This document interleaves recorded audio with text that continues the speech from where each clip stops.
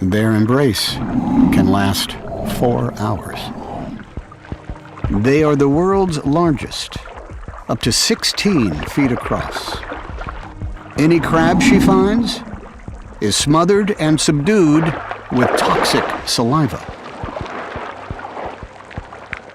Her hunting success over the last 4 years has been preparing for this moment. She sends out a scent to attract a suitor, and someone's homing in. He has a special mating arm to gently transfer a packet of sperm. Their embrace can last 4 hours. But once it's over, they part ways, never to meet again. 9 months pass. She is now guarding 100,000 eggs. Every day, she has gently cleaned them. All this time, she's never left her den.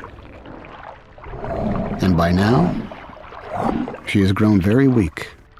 But at last, the eggs are ready to hatch. Each miniature octopus must now take its chances in the vast Pacific Ocean. By starving herself, she sacrificed her own life to give her offspring the best chance.